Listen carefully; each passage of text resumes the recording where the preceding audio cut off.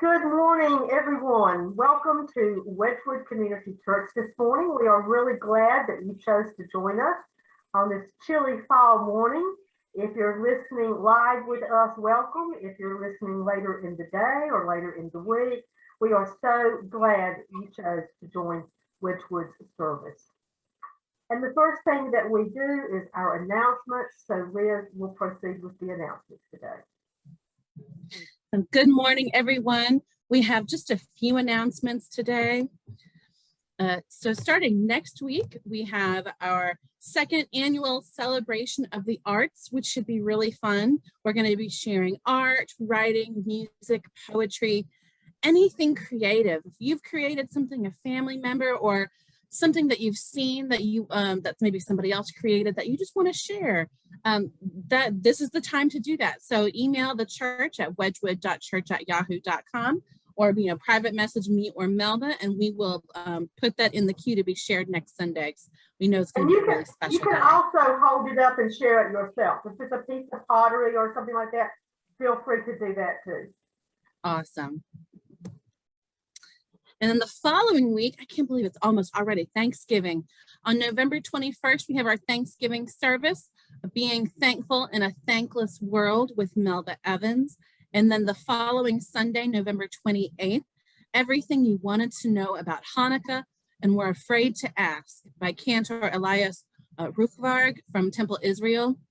And Hanukkah is starting a little early this year. It'll actually start on Sunday, November 28th at sunset. So we are thrilled that Cantor Elias is going to be joining us that Sunday. On our Wedgwood Community Garden, we have just grown leaps and bounds. We had some wonderful summer and early fall harvests.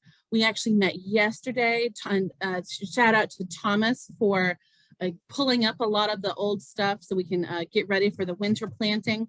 We got the beds ready yesterday, and we're actually going to be going back today, this afternoon, November 7th at 1:30 p.m. to plant all the winter crops that we're going to be working on this year.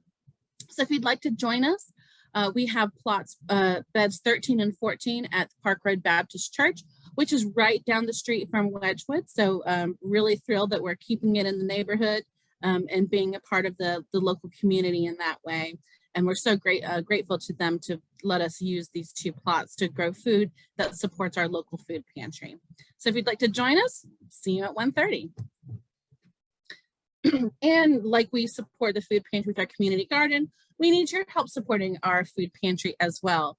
These are our biggest needs that are year round. However, in the spirit of the holidays, we're asking folks to consider maybe doing some special Thanksgiving donations.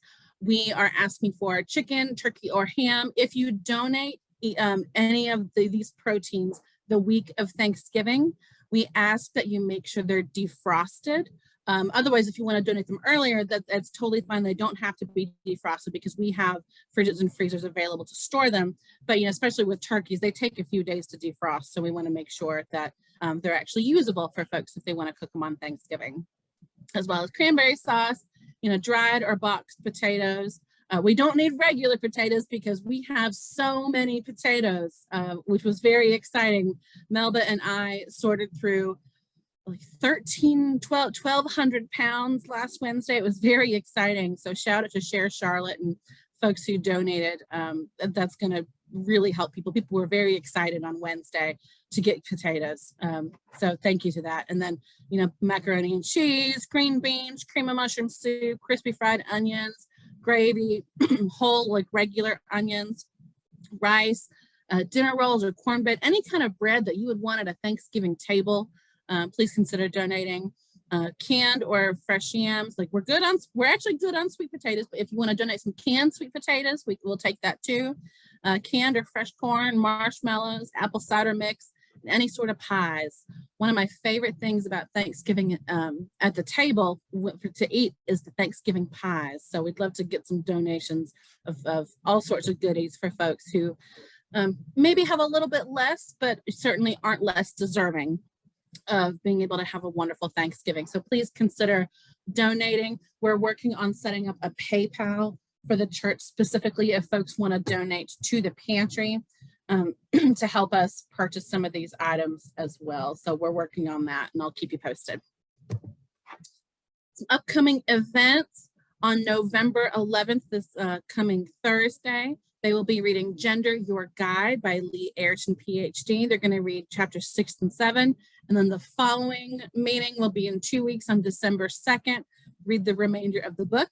And then the next book that has been selected is Say Their Names, How Black Lives Came to Matter in America by Patrice Gaines, who is a fabulous member of our Social Justice Book Club. So thrilled to continue to be reading her works as well.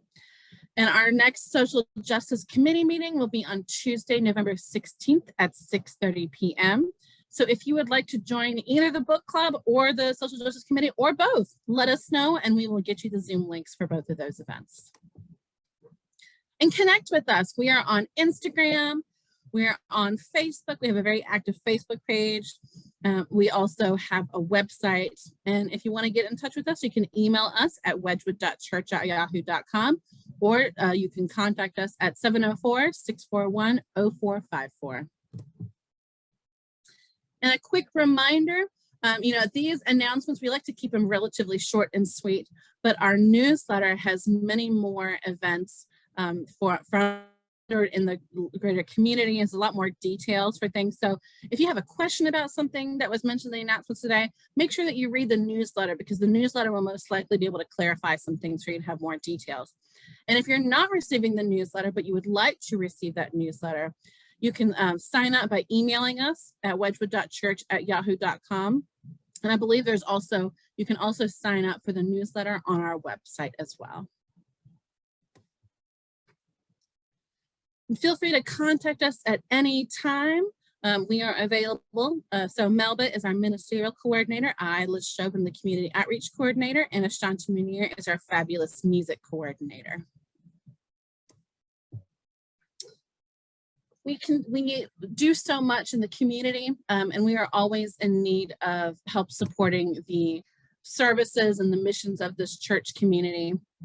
So if you wouldn't mind taking a few moments to donate to Wedgwood, you can mail your donation to our P.O. Box 18912, Charlotte, North Carolina 28218. You can also Venmo us. You can also do PayPal. If you go to our website, there is a Give to Wedgwood page, and there's a PayPal link that you can use to donate.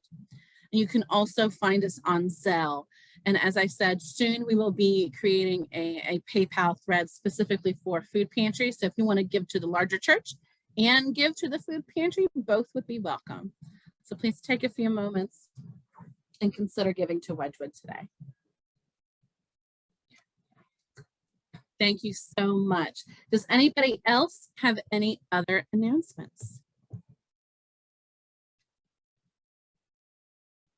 All right.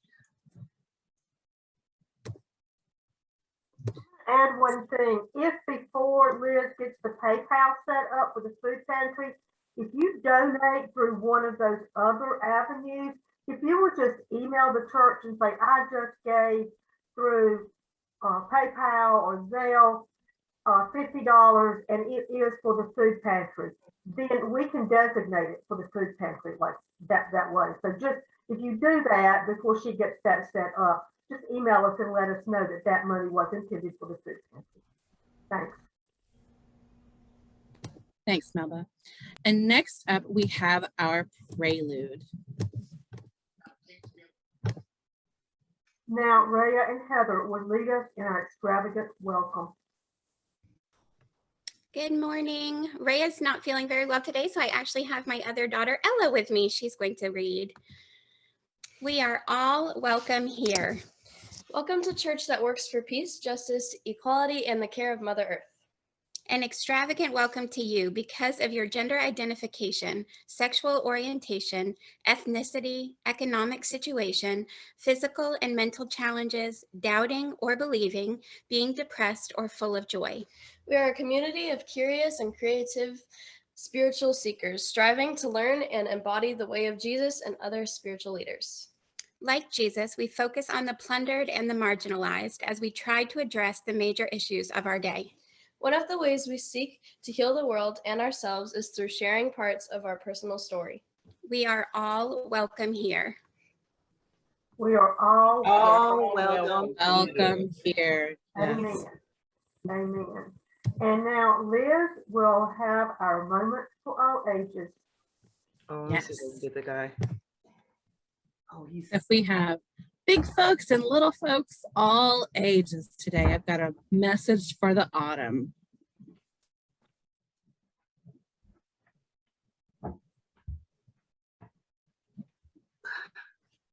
okay. Sit down. Hey, friend. Hey, Good morning. Say good morning. good morning. How are you today? Good. Good. So I have a question for this morning. What is your favorite thing about the fall? What's your favorite thing about the fall? Um,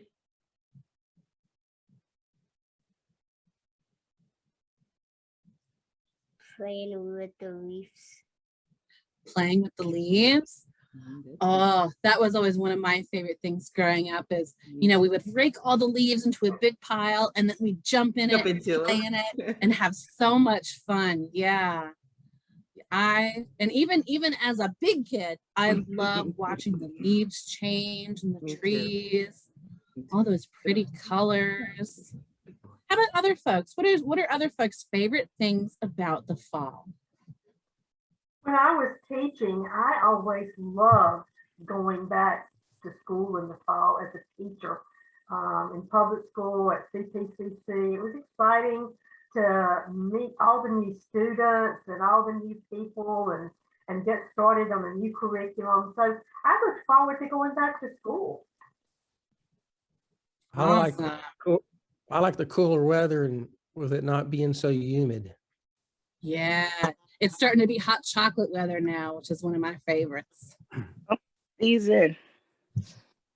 I like the colors of autumn, like the browns and the yellows and the gold. And when you see them all together with the flowers and the decorations on the porch, they look so pretty. Even with my clothes, I'll wear the fall colors too, and they're warm Mhm. colors, you know. And then kicking through the leaves. I like the leaves, and I'll kick through the leaves. You know, as I'm walking, I just make big gestures with my feet and kick through the leaves. If nobody's Mhm. around. Yeah, I like crunching the leaves. Crunching the leaves. Yeah. And making apple pie. Ooh, that's Yes. one of my favorite things because fall is apple season and there are some really great orchards around Charlotte. And I am so excited to go apple picking this year. I'm going to make all the apple things. I am very excited. Yeah. So Amazing. I love all of these answers. Thank you so much for sharing. Fall is also my favorite season of the year. I love the crisp, cool air and watching the leaves change in the trees and getting our community garden ready for the cool weather crops for our food pantry, which is what we're doing this weekend. So for a lot of people, the fall is marked by holidays, wardrobe changes, maybe new flavors from Starbucks. Gotta get that pumpkin spice, right? Fall might mean a chill in the air, brilliant leaf colors. Autumn is, of course, a lot more than, early nightfall and candy corn, though. In fact, it's a great season to share some important principles with the people that we love. We can honor the joy of changing life patterns, as well as the wonder of harvest time. And with the blessings of modern conveniences, we have the ability to live and work and thrive regardless of weather or harvest conditions, at least for the most part, right? But looking back at the meaning of autumn, of fall, of the harvest, is a beautiful way to recognize how the earth continuously provides for us and how important it is to take care of it. For everything, there is a season, but I want us to always remember about how important it is to think about ways to take care of Mother Earth throughout all the seasons. That's even written in our Wedgwood core values and principles. We believe in honoring the interdependent web of life that shares our environment and ecosystem, and seek to live in harmony with nature to conserve the air and achieve clean air and water. How awesome is it that Wedgwood cares so deeply about our planet and everything in it? It really puts things in perspective. It's so important to honor and take care of Mother Earth because we've only got one.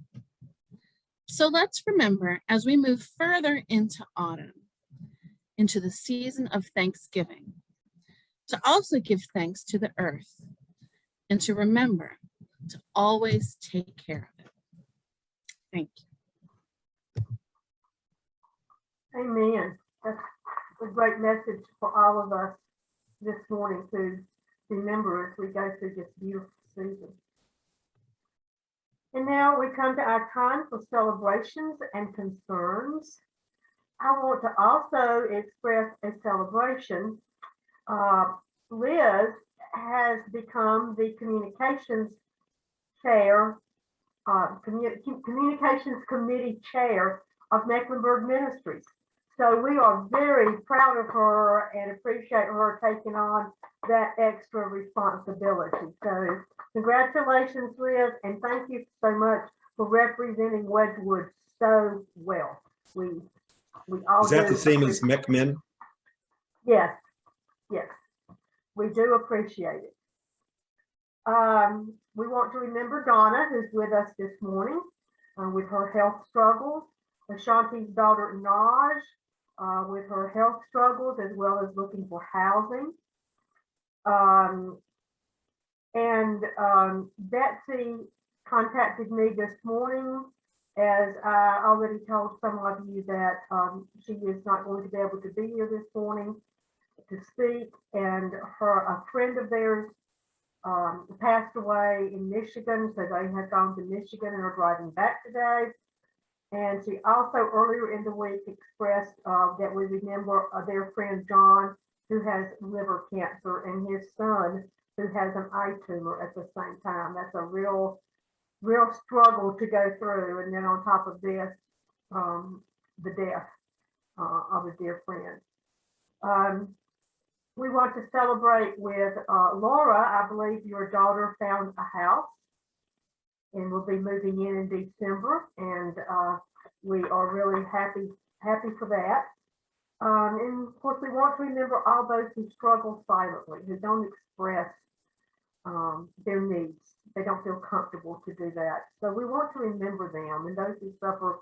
I was hearing this morning on the CBS Good Morning about how epidemic depression is. It's just really serious in this country now. And so we want to remember those who suffer with mental health issues. Anyone else have something? I don't see anything in the chat. I don't think. Let's see. Yeah, there's a couple things in the chat. Okay. I also want to celebrate Melba. Thank her for bringing in all of those sweet potatoes and all those potatoes. Yes, that was very surprising. And then we went from the original 300 to 1,200. So, and then we said, okay, we got to stop somewhere. These are plenty of potatoes. We have them stored in a cool, dark place, so they're going to last a long time. And Liz wants to celebrate her mother, who's starting a new job in December. That is awesome. And Travis reported this week on Facebook that Queen City Living is closing down for a while. So he will, I assume, be needing work. So we want to keep Travis in our prayers. Anything else?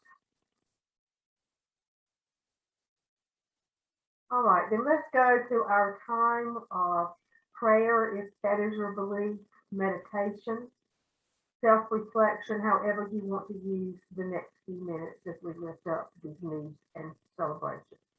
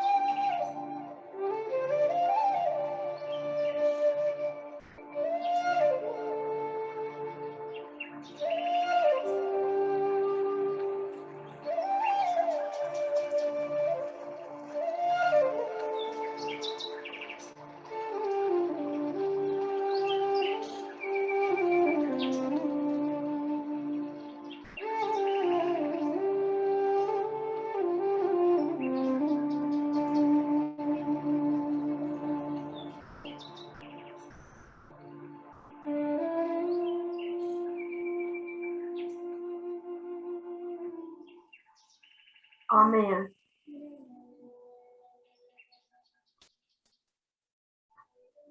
Our wisdom reading this morning is from the Dalai Lama, 14th. Believe in yourself. No matter what is going on, never give up. Develop the heart. Too much energy is spent developing the mind instead of the heart.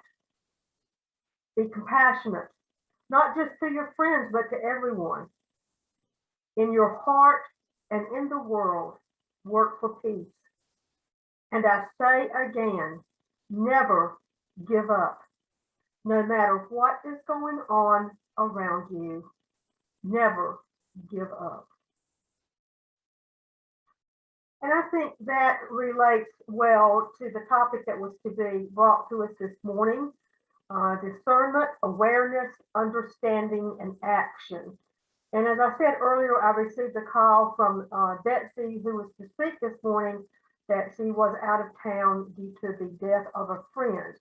So I did a little discernment and sat down and thought for about 30 minutes and took some notes on things that I thought about when I think about discernment. Discernment is the ability to judge well. And in the Christian context, it means spiritual guidance to many people.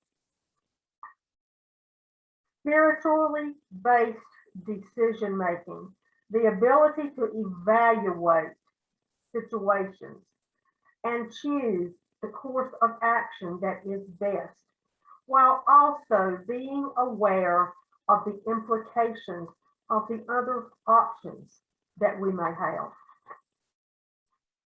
Maybe you think of discernment as a spiritually based way to make decisions, but not everyone feels that way. It can be a supernatural way of discernment to some people, of some beliefs. The decision between good and evil. To others, it may just be wisdom and understanding and knowing ourselves and our inner conscience. But it can be all of the above to all of us. There are many times that discernment is important. I can think of times such as when I bought this house. Recently divorced, my 2 adult children were living with me. Not a whole lot of money to buy a big house, and I knew they weren't going to be with me forever. And my aging mother, who at some point might need to come to live with me. The financial end of it. There was a lot to think about and consider in deciding about buying a house.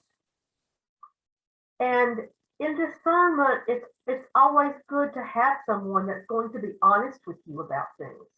And I had a contractor friend come in and look at the house before I bought it. I talked to my brother about it. So we go through a lot of process and discernment when we make decisions such as buying a house, a career choice, going back to school, retiring. We can think of so many times, and maybe there are times in which we all made very flippant decisions and wish we had gone back and used more discernment in the choices that we made. In times of injustice are times for discernment. When something happens, if things are not always as they appear to be. And we are called to discern into our larger community, outside of our family, outside of ourselves, and look at situations without bias. Fighting injustice calls constant discernment on how can we deal with this? How can we work to make the world a better place? What should we do about this situation, such as our justice system that is in disarray? We know that we are called, each of us, to fulfill a purpose, and we feel led towards that purpose. But we also have to consider the greater world and the greater community with discernment. Self-awareness is very important. Having discernment about yourself, what is happening within you. The ability to monitor your inner world of thoughts and feelings, and understand how your thoughts and feelings affect what you say and do, and what actions you may take or should take or have taken that should have had more discernment. As we learn from mistakes that we've made in the past, we have to discern why we did that, how we did that, and move forward. Self-awareness means knowing your strengths and weaknesses, understanding and being a good steward of the gifts that you have been given, and using those gifts for good in the world.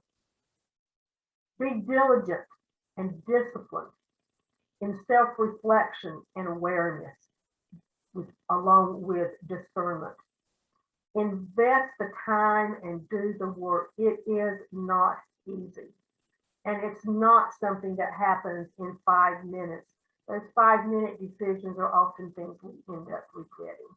We see that beautiful car in the car lot and we want it, and we make a quick decision to buy that car, and when the car payments come in, we regret that decision, and we should have used more discernment. And as I mentioned, we all need a truth sayer in our lives, someone who will be honest with us, someone we will listen to when they are honest with us, to get feedback on the decisions that we make.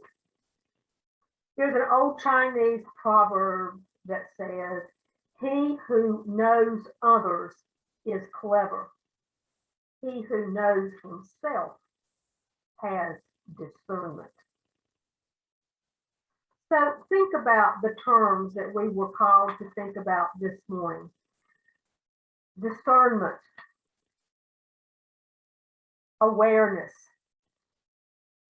and understanding that lead to action. And if you have a time in your life that you might want to share that you should have used more discernment, or a time that you worked through the process and things went as they should have gone, or your feelings on anything that I have said this morning, or how you make decisions in your life, we want to hear. So take a minute, think about what I've said, and think about these terms, and please share with us this morning as we think about discernment, self-awareness, understanding, and taking action.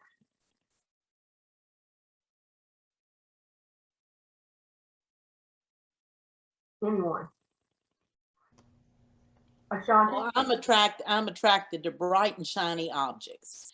And I was in a car dealership getting a car serviced. And in that parking lot was a 1977 Fiat Spider convertible. Oh. And impulsive Donna decided I was going to buy that car. I didn't use a lot of discernment. It was like infatuation. And don't you know, AAA almost canceled our car insurance over that 1977 Fiat Spider convertible. Eventually, we had it towed into a car lot and got rid of it. But you know, if when we die, we are confronted with all the bad decisions and all the good decisions we made, that Fiat Spider convertible would probably fall in the bad decision category. Well, I like to say something. I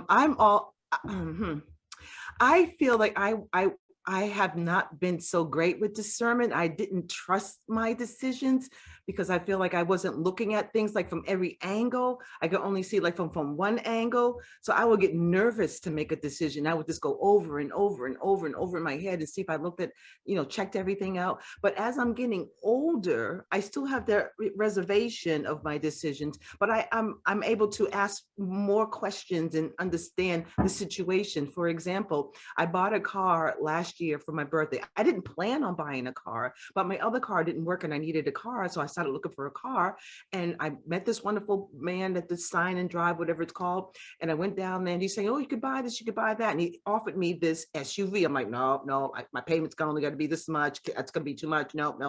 To make a long story short, I looked at my options. I asked my daughter, I asked myself questions. Can I afford this? What can I shift around? What bills have I gotten rid of? So I figured I answer all the questions. So I double check myself to my daughter because she can look at things to 9 different angles, So I asked her, I told her what I came up with. I did this, I did that, I did that. I checked out this, I thought about that. She goes, well, seems like you did pretty good.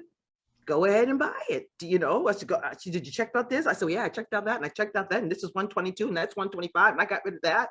And I canceled that and all this, just rearranged everything. She goes, well, it sounds good to me. Seems like you checked everything. So go ahead and buy it. And let me tell you, this is the best car I ever had since I've been driving. My first car I got when I was like 22 or something like that. But this is the best car I had in my life. I love this car. It's the best decision, one of the best decisions that I made recently. And I'm so happy with it. I'm so happy that I'm older now and I could see things more clearly, but then still double check to make sure that I'm still on the right path. So that was a great decision. I was proud of myself of that too. I guess I want to just add very briefly that in reference to discernment, I was divorced with 2 daughters, and I was offered this phenomenal job in Chicago to head up Abbott's lab for nuclear products. And I kind of, in my spirit, knew I needed to stay put because my daughters were comfortable in that space. And so it was probably twice the amount of money I was making in the federal government. But I am so glad because I have 2 phenomenal daughters that have made very good decisions because their mother stayed put in an area that they were familiar with. So I knew I wanted to take it from just personal reasons and about chasing money. But money is not always that important. Is the stability of your family. So I'm glad I made that decision.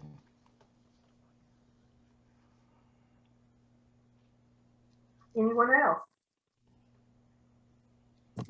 I guess you could say I'm in a period of discernment now, because I think COVID has put a lot of things in perspective for a lot of people, and I certainly have been no exception.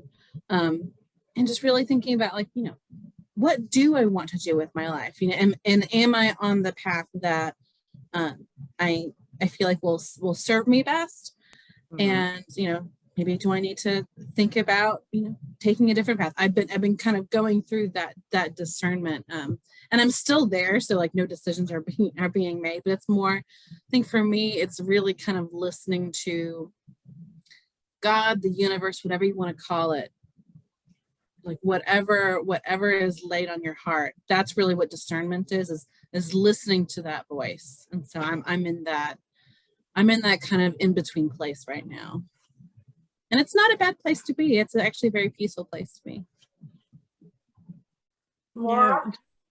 Just like I told Melba. Oh, I'm sorry. Go ahead, Laura? I just wanted to add that for me, discernment is very closely related to impulse and impulse control. And I've learned recently that my first reaction to things, I'm really not responsible for that because that's instinct and impulse. But in my second reaction to it, I am responsible for. Yes. And the difference is that there's a pause between those two, and I can create the length of that pause. It can either be a small pause or it can be a long pause, but in that pause, My job is to reach out and ask for help. Yes. Of Wedgwood and some other groups and communities and areas, so that I have people that I can go to that I trust, that know me and have, heard me talk and know my story, and I can say, hey, am I making a right decision here or not? And then the other part of that is that I have to trust them, that when they say, no, this is a really boneheaded decision, you need to get out of this one, that I don't do it, that I don't go back to my impulse and my instinct and think, well, I really, kind of had that gut feeling. More often than not, that gut feeling is trying to lead me astray. So I appreciate all of you being my gold standard for what I'm supposed to be doing when I have that time in between those two things.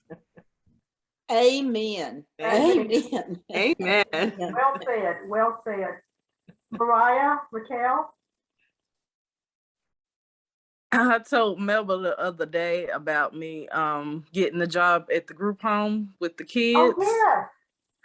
I'm very nervous. I left out this morning. I'm very nervous about that, but it's like, I'm just going the way God is leading me, but it's like I'm nervous of the unknown, and like what can I offer these kids? That's the scary part. Oh my goodness. Yes. Can I say something, Raquel? That's talking, Raquel?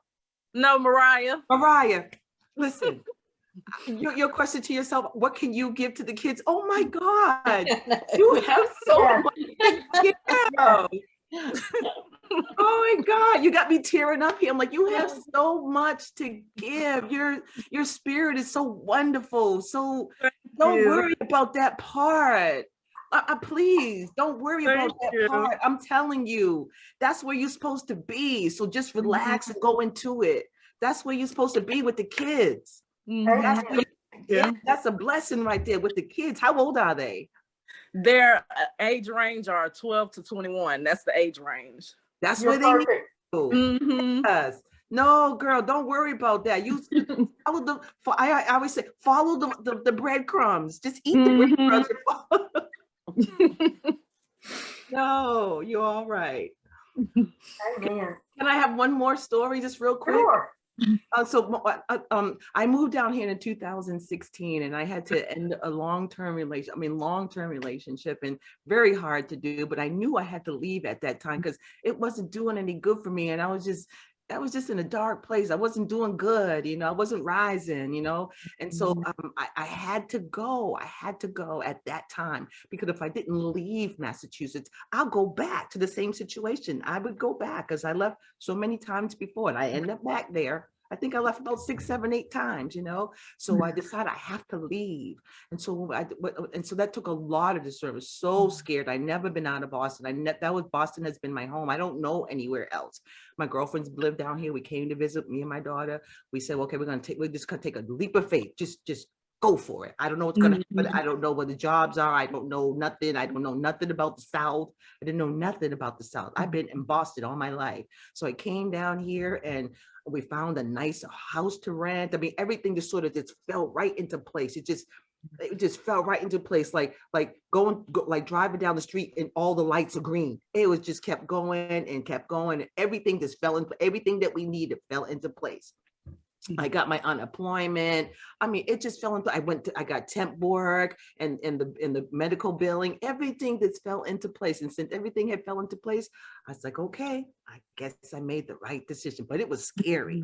It was scary to leave what I already knew. I know Boston. I know where to go. I know the streets. I know everything about Boston, but I had to go to this place, South. I had all these misconceptions of the South. I was like, oh, I don't know, Ku Klux Klan. This is what I'm saying in my mind. I never been here, in my mind. And then I came here, it was total opposite of what I had in my mind, and it was wonderful. And now I feel like I'm home here. This is home. When I go back to Boston, okay, yeah, how y'all doing? How you doing? I gotta go home now. I'm going back home. So it was the best decision that I made, but it was one of the scariest that I made too. But I'm glad I did. But if I didn't have my daughter to come with, I probably would have stayed. I wouldn't have been so courageous to come by myself. So thank God I had her. We had each other. We just, we're still working off each other. We're partners now. So that was, I'm glad I took that leap of faith. We're glad we took that leap of faith, and our life is so much better, like 100 times better than it was in Boston. And we are so glad you took that leap of faith. Thank you. You are also where you need to be. Thank Anybody you. else? Well, I learned one thing that I think about today too with discernment is in our news cycle, there is so much. I mean, it used to be we felt we got the facts. And I think in listening to news and listening to events and listening to happenings, we really have to have discernment. And we have to do our own research to know what the truth is. And is it something we need to take action on? For example, being a white female growing up in the South, I was always taught to respect police officers. That if you ever have a problem, that's who you go to. Find a policeman. They will help you. And that was ingrained in me. And then I taught for a year, 2 years in Winsboro, South Carolina, where I volunteered. The federal government came in and said to be desegregated, a school had to have one white teacher, a black school had to have one white teacher, and a white school had to have one black teacher. And they were fighting over who had to go, and the superintendent was going to have a lottery and draw out the name of one black teacher and the name of one white teacher. This was my first year teaching. And I went to the superintendent, and this decision I made very flippantly, but it turned out to be a good one. I did not use discernment. I was not raised that way. I thought this is ridiculous. And I went into the superintendent and I said, you do not need to draw out a white teacher's name. I'm going. Wherever you want me to go, I will go.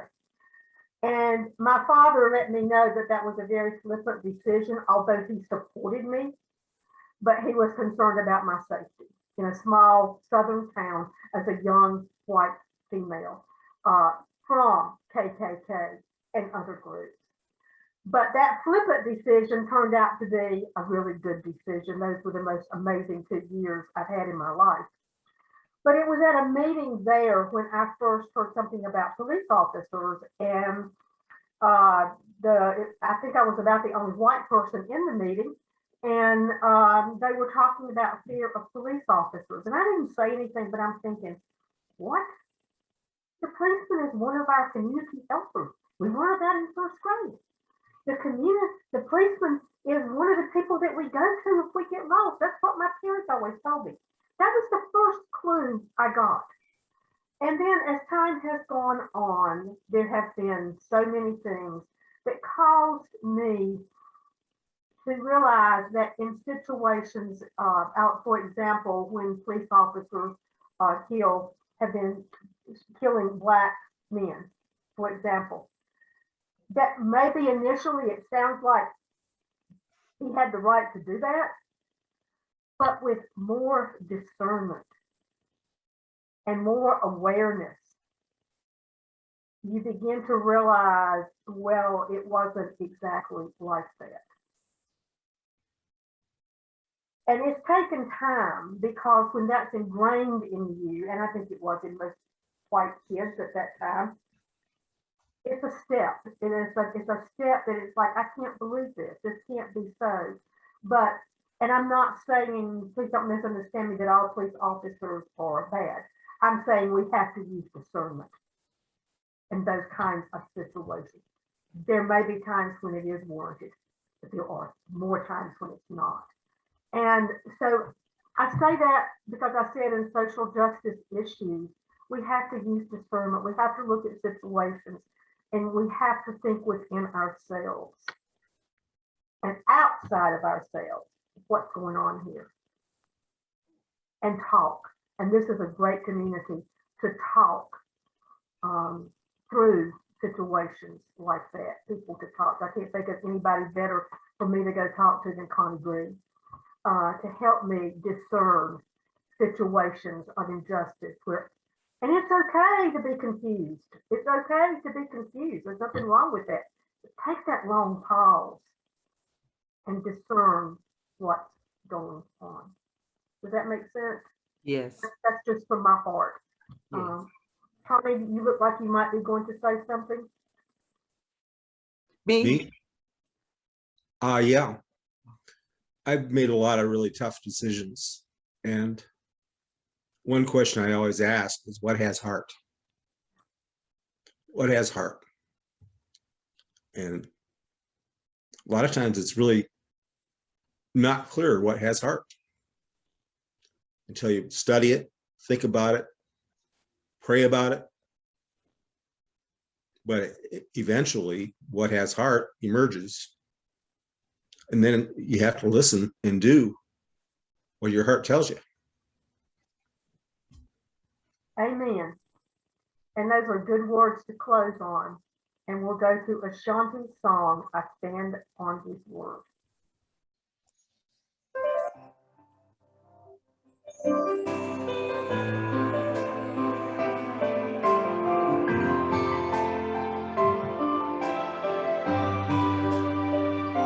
No matter what situation, I believe,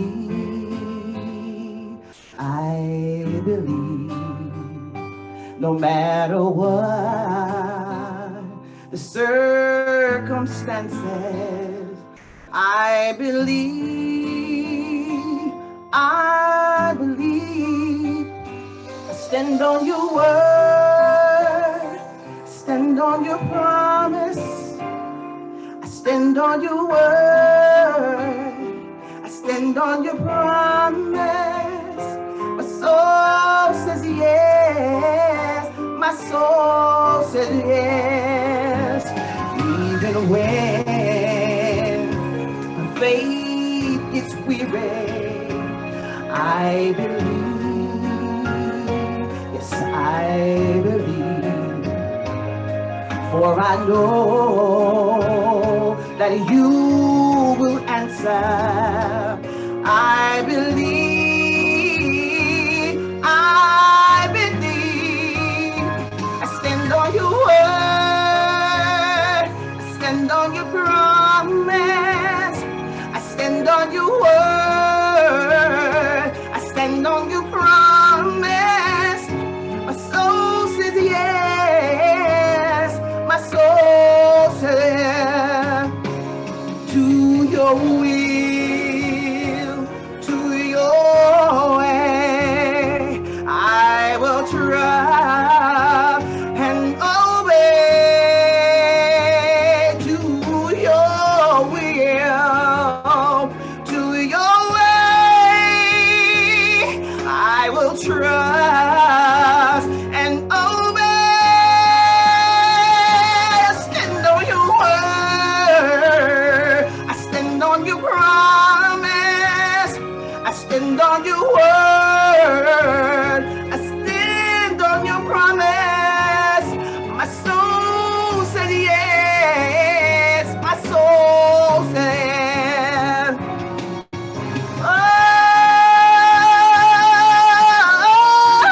oh, my soul said yes. I stand on your word. My soul said yes. My soul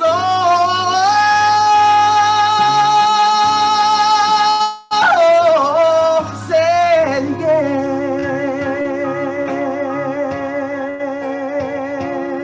Ooh.